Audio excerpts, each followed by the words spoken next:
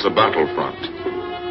A battlefront like no other in the long history of mankind's wars. This is an air front.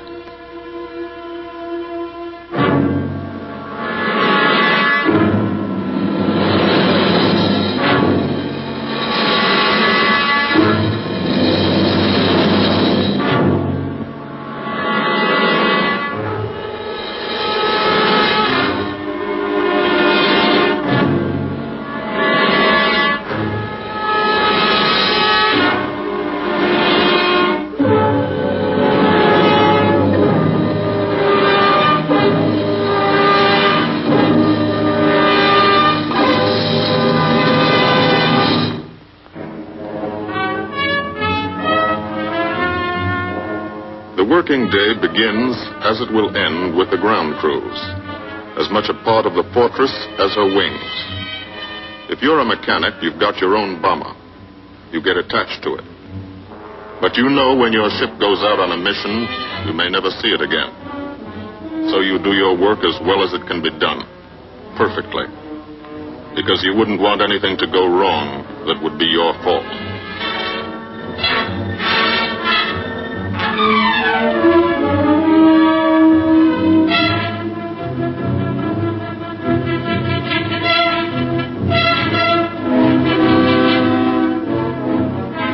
Today the bombs will be taken from these bomb dumps somewhere in England and delivered to specific points in Wilhelmshaven, Germany.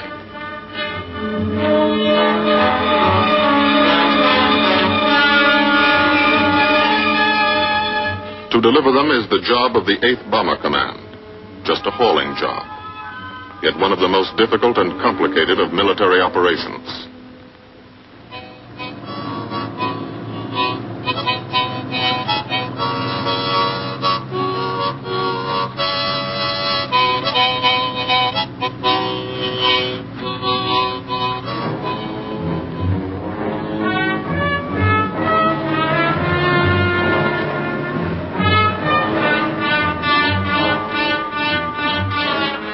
General-purpose demolition bombs, impact velocity as high as 750 miles an hour, pierce 5 inches of armor plate, destroy a factory.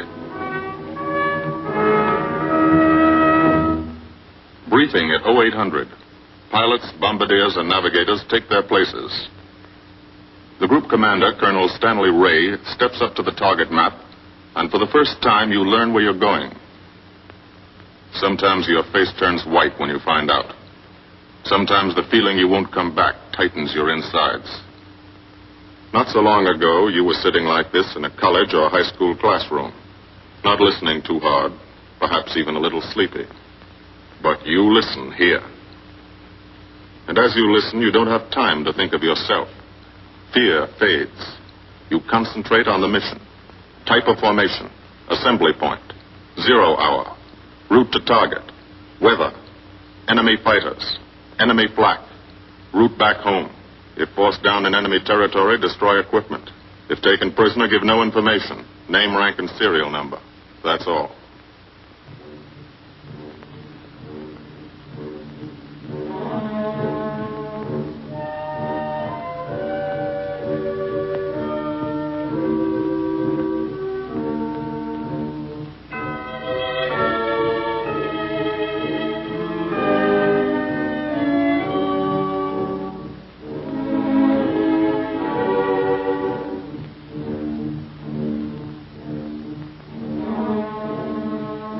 These are the passengers with one-way tickets.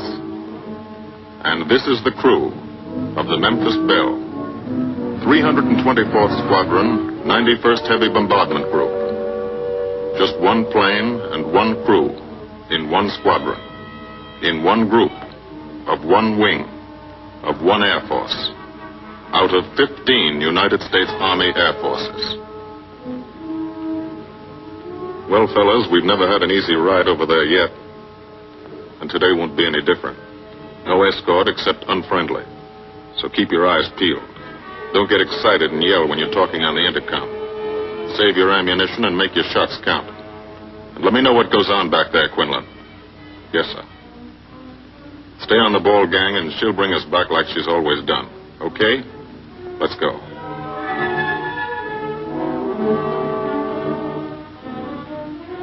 They have completed 24 missions. In this, the toughest theater of air war, the big league of sky fighting. Their experience is priceless. And so, if the Memphis Belle comes back this afternoon, they will be sent to bring the vital lessons they have learned to thousands of air crew men in training at home. Home is America.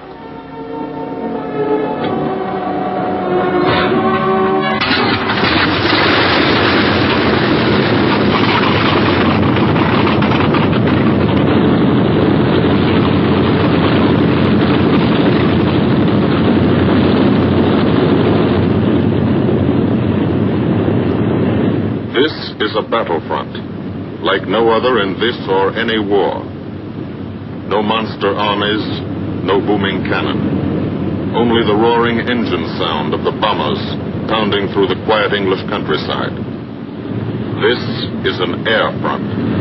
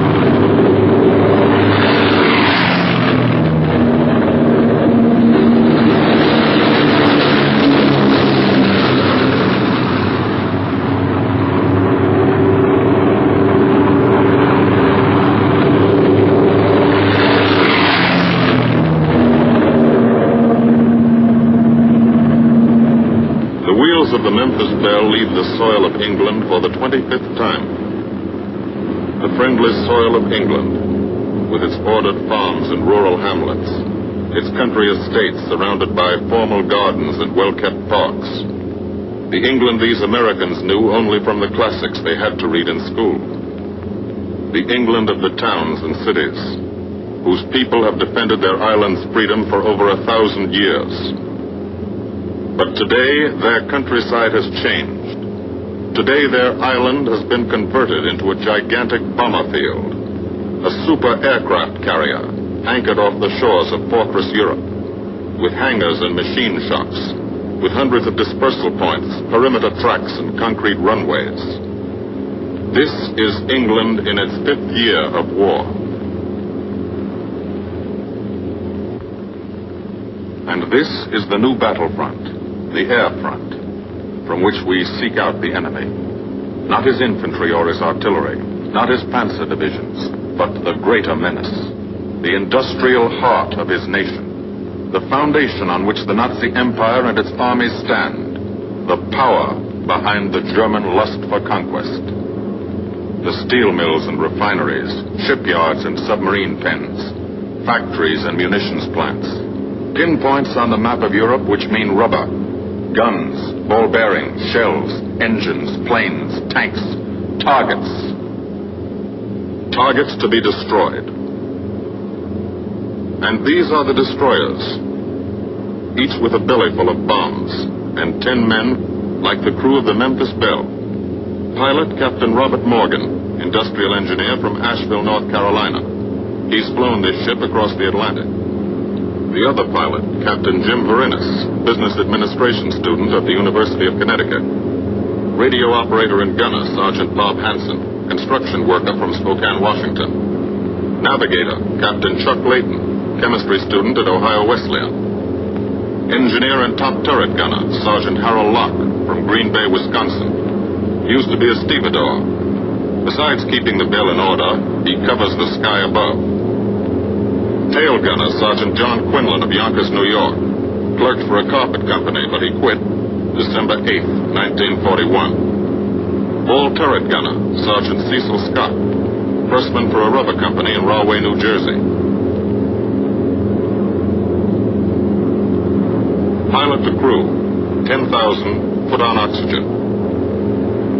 They're climbing higher now, 300 feet a minute. The strain on the planes and on the men is mounting. The rest of the crew, Bombardier Captain Vincent Evans, operated a fleet of trucks in Fort Worth, Texas.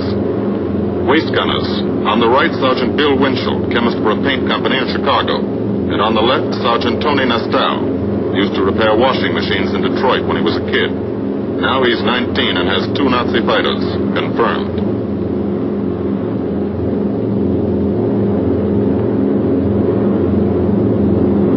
It takes all of a pilot's strength to keep a 30-ton fortress in tight formation. But the formation is the bomber's best defense against enemy fighters.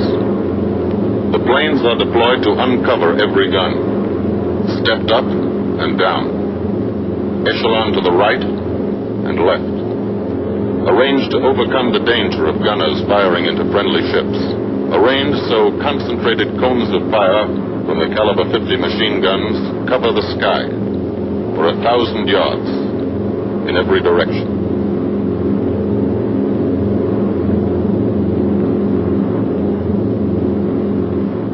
The friendly coast of England slips by below. It doesn't look like much now, but in a few hours when you come back, if you come back, this will be the most beautiful view in the world. Higher and higher, climbing to reach your best operational altitude, 25,000 feet, 5 miles straight up. So high you can't be seen from the ground with the naked eye. So high that after 1 minute without oxygen you lose consciousness. After 20 minutes, you're dead.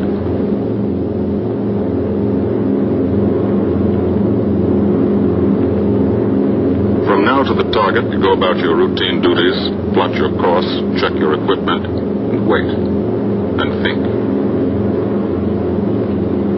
Higher and colder. Temperature 40 degrees, below zero. Take off your glove and you lose some fingers. You look out at the strange world beyond. Reflections in plexiglass, like nothing you ever saw before, outside of a dream.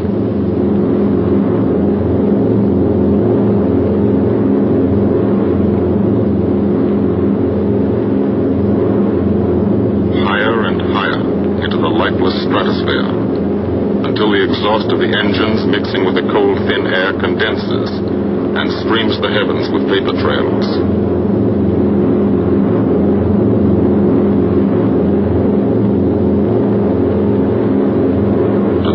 Ships, they're far from beautiful, for they point like beckoning fingers to the formation, signposts in the sky for the enemy to spot us.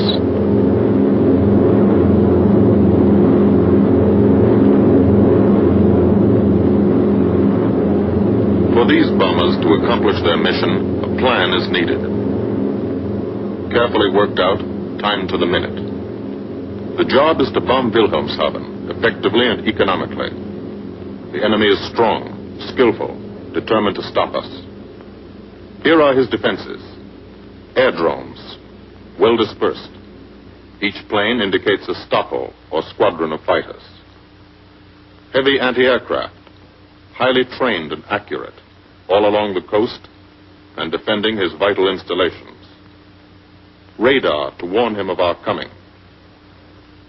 Here is our plan to divide his defenses and weaken his opposition. At 13:30 hours, shortly after takeoff, 6 groups of planes will be heading toward the enemy coast from 6 directions. The Blue Force, 100 B-24 Liberator 4-engine bombers. The White Force, 300 B-17 Flying Fortresses. The Green Force, 300 B-17s with an escort of 6 squadrons of P-47 Thunderbolts. A force of B-26 Marauders, twin-engine medium bombers with 6 squadrons of RAF Spitfires escorting. Almost 1,000 planes and over 8,000 men in the air. The enemy alerts all his aerodromes. But which is our main force? What are our targets? Where should the Nazi controllers send their fighters? It's our job to make them guess, and guess wrong. A half hour later, at 1400 hours, the Blue Force will be heading east across the North Sea, with the White Force following. These enemy fighters are tied down, waiting to meet them, and will not be able to attack the Green Force. These fighters must come up to attack the Green Force, and thus will be no threat to the Blue and White Forces.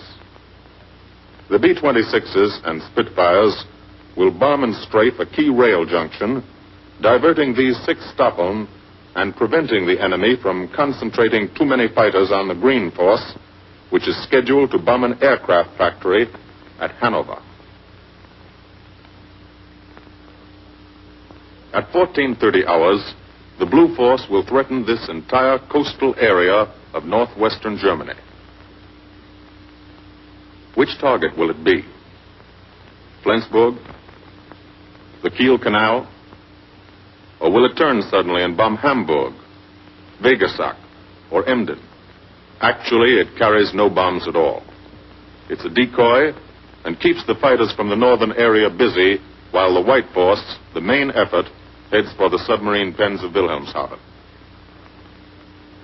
At 1500 hours, while the White Force is over its target, only a fraction of the available German fighter strength of the area can intercept it. Because of the Blue Force diversion and the simultaneous bombing of Hanover by the Green Force. This is the plan of battle for today, drawn up by the Combined Operations Planning Committee and approved by the Commanding General. The White Force, lead group, low squadron. We've crossed the invisible line of enemy radar. The Hun is expecting us.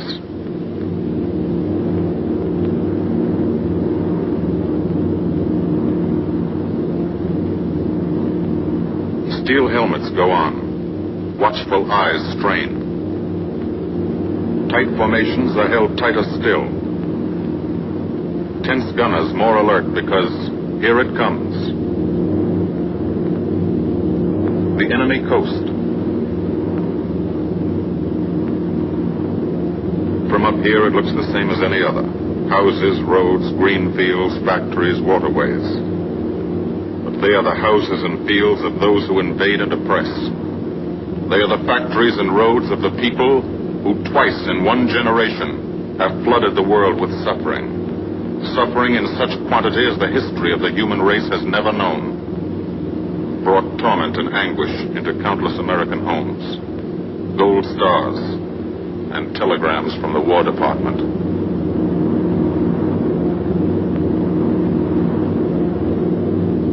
The first plaque, just harmless-looking, silent puffs of smoke. Only each puff is a shell exploding, throwing shrapnel around the sky. Exactly the range, accurate flak by radio prediction. 5 miles down, Nazi anti-aircraft batteries have calculated the altitude, speed, and course. Where will the next one hit? You try not to be there.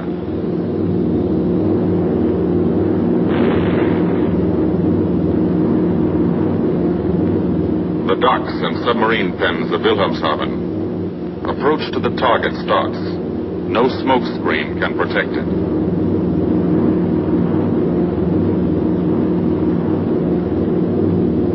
Now the enemy knows the path of your approach and walls that path with a flak barrage. but you fly right through it.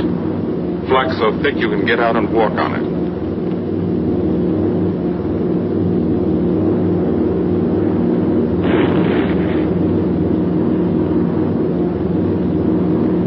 Morgan changes course every 15 seconds. Evasive action to confuse the flak batteries.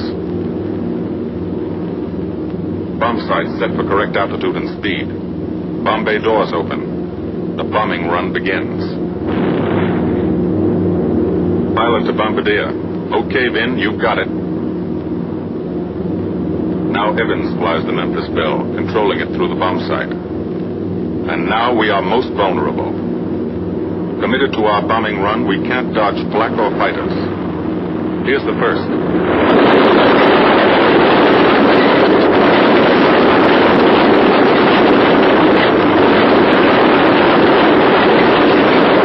Top turret fires at him. Evans must ignore the battle. Crosshairs lined up on target. Adjustments for wind drift made. 2 more fighters diving from 9 o'clock. Flak now has the range too. They've hit this fort, but he keeps on his bombing run.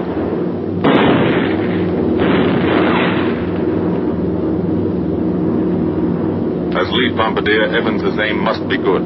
Every other ship in the group will drop its bombs when he drops his.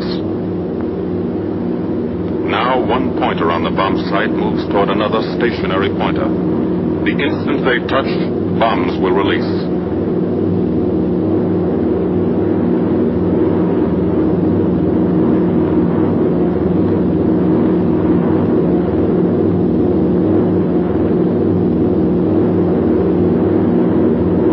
They touch. Bombs away.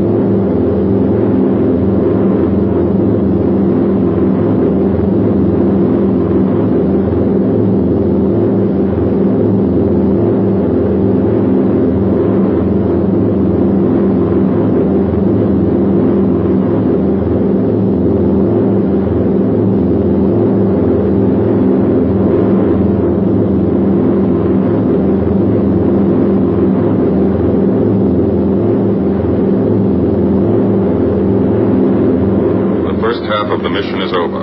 The easy half. Now to get home.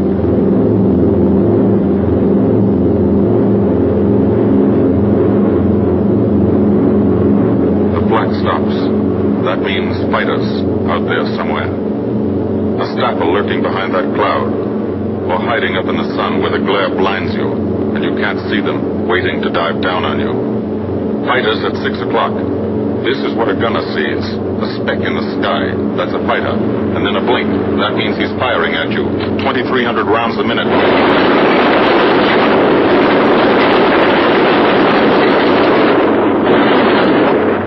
In a running battle, one of the most important instruments is the interphone.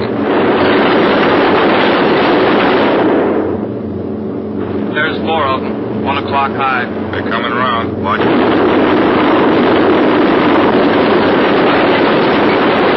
Sioux fighters 6 o'clock up, coming in. Diving out, Chief.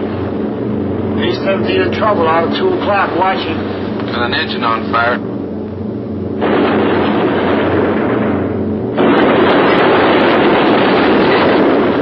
There's 2 more diving through the 94th. 3 planes, 9 o'clock, coming around. Keep your eye on them, boy. Coming around to 10. Watch them, so keep your eyes open. Yeah. They're breaking at 11, breaking at 11. I got them. Coming around underneath at 10 o'clock. I Got those see 'em. 2 at 2 o'clock.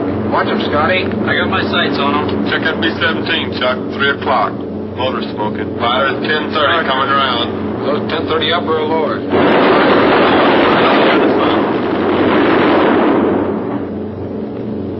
17 out of control at 3 o'clock.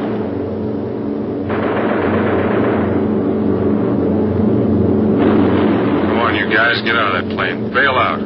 There's one. He come out of the bomb bay. Yeah, I see him. There's a tail gunner coming out. Watch out for fighters. Keep your eye on them, Bill.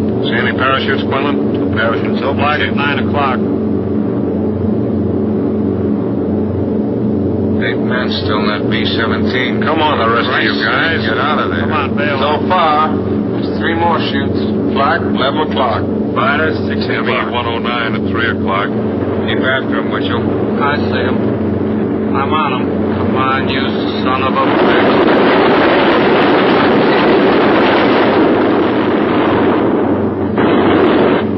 I got him. Confirm that fighter. He got him, Chief. Look, he's bailing out. Damn it, don't yell on that intercom. Fighters, 10 o'clock. Watch those 2 and 12, Ben. They're coming in. They're coming in, Scotty. Get that ball turret on him. Save the ammunition as much as possible.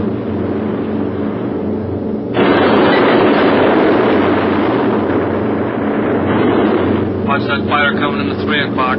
He's coming in a half roll. Pull her up, Chief. Pull her up. Hurry.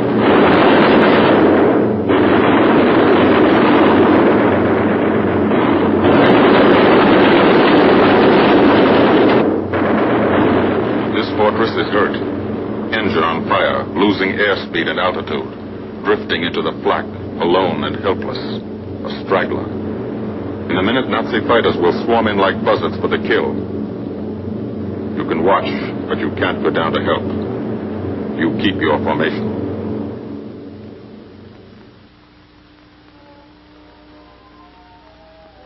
Here, too, the mission is being flown. None the less real for being in the minds and hearts of these men behind.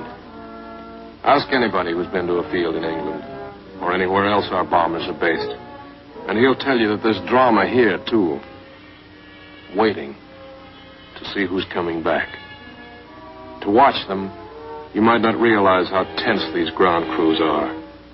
But they are tense, and plenty worried. In Air Force talk, this waiting is known as sweating out the mission. These men know the flight plan. Their watches told them when the bombers were running into enemy flak, when they were over the target, when they left the enemy coast. And now their watches tell them the bombers should be nearing the field. Every ear strains for the first sound of the engines. And then somebody hears them. And somebody sees the first faint specks in the distant sky.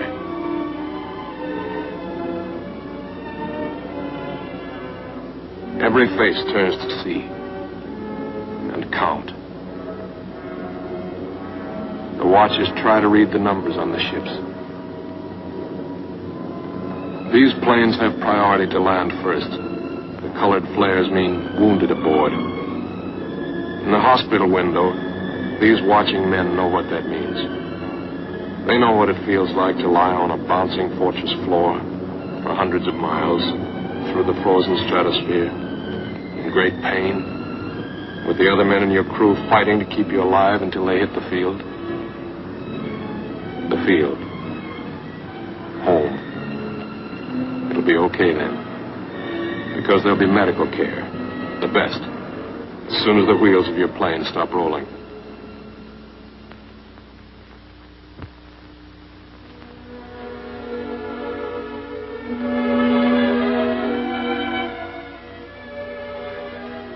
Head wound. Concussion. 20-millimeter cannon shell exploded in his radio compartment. Shock. Internal injuries. He'll be all right, though. Flak burst scattered flying shrapnel. He's full of steel splinters. This pilot's leg is not a pretty sight. Neither are the docks at Wilhelmshaven. These men will all get the Purple Heart. And this man, too. Posthumously.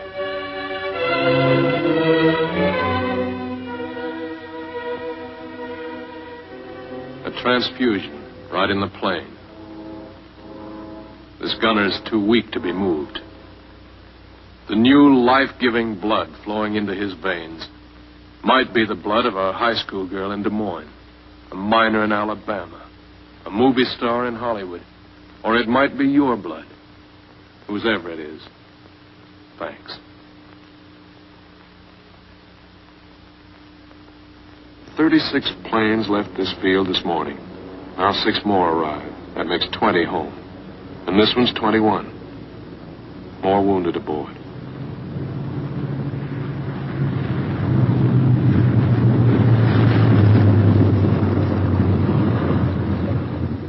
.22, coming in with his left inboard engine dead.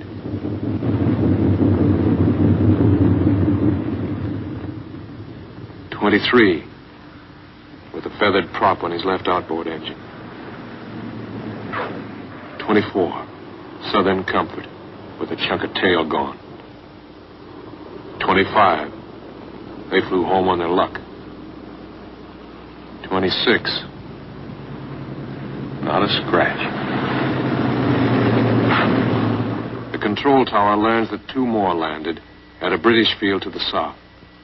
1 a crash landing, crew safe. That makes 28. 29. A rough landing, but her pilot's badly hurt. It's a wonder he brought her back at all.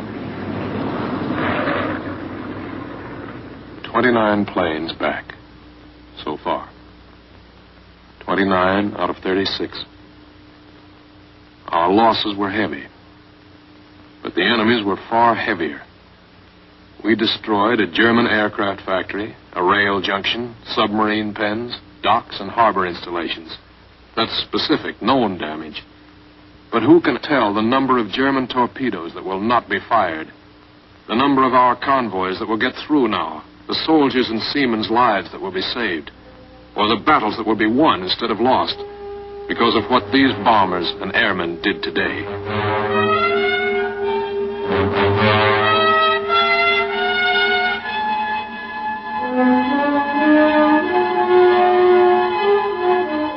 Pilot and tail gunner.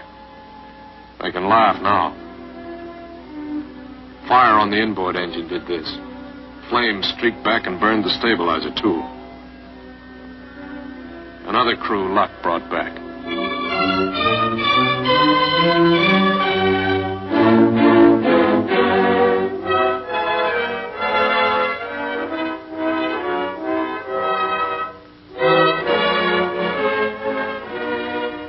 Here's old Bill. A pretty good airplane when it took off. Lost its nose. Lost its navigator. Bombardier wounded. Top turret gunner and pilot hit. Hydraulic system shot out. No brakes, no flaps. But old Bill came back.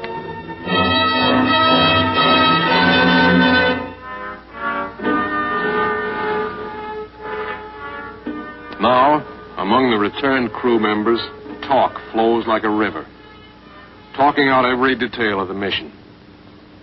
These are the faces of combat. Faces of Americans who have watched their comrades die. Faces that can never forget the enemy. And there are no mood there to picture taking.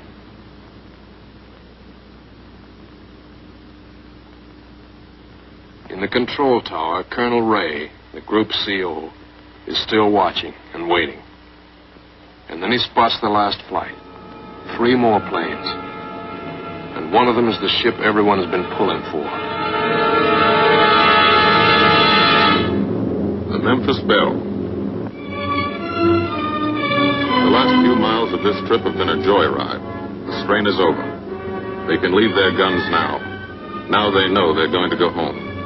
To Spokane, Green Bay, Asheville, Detroit, Chicago, Fort Worth, and Yonkers.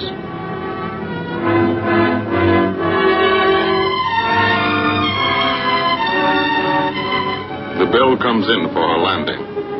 But first Morgan buzzes the field, cuts the grass with the giant fortress. It's against the rules, but this is a special occasion.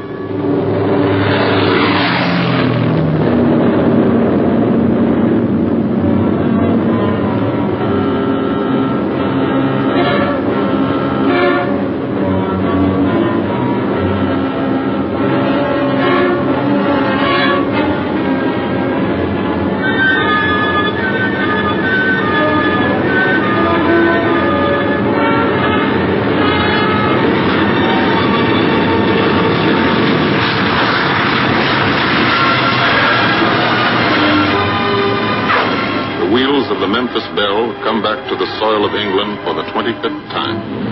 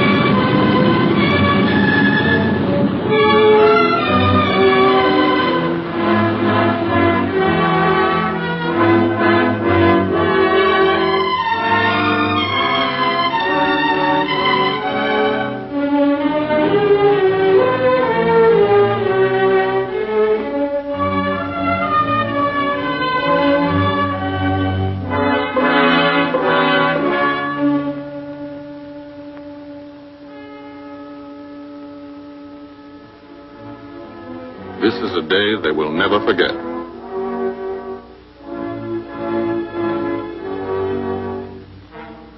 Another great day soon after, Brigadier General Hansel visited the field and presented the Distinguished Flying Cross to every member of the crew.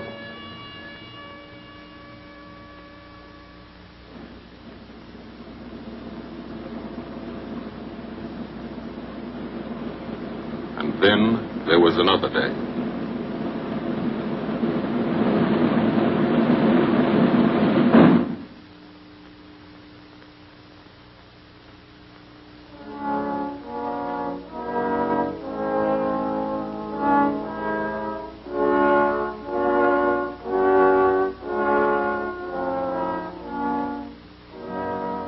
Their Majesties, the King and Queen of England.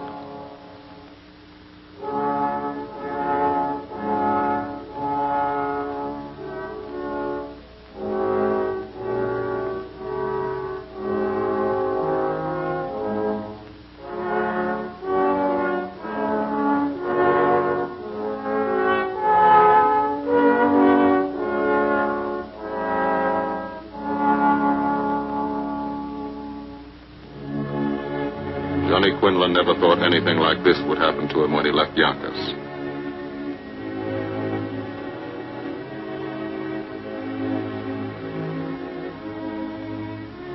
The ground crew were a little self-conscious about being dressed in fatigues, but the Queen thought they were very nice.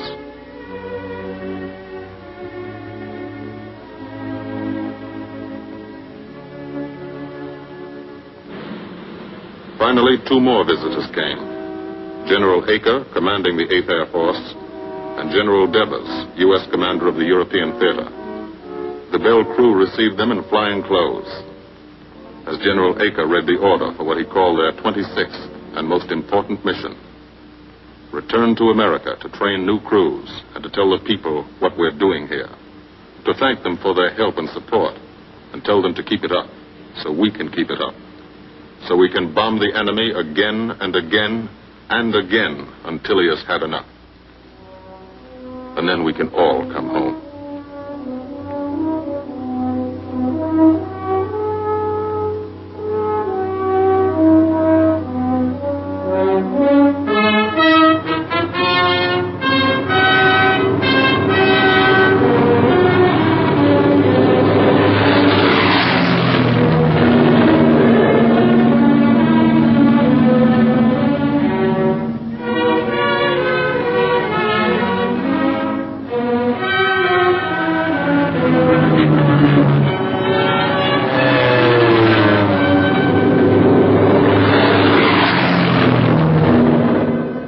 The 8th Air Force, who are now flying deep into Germany, bringing destruction to targets almost 1,000 miles from their bases. Destruction like this. And who have never once been turned back by the enemy. To those men, this film is gratefully dedicated.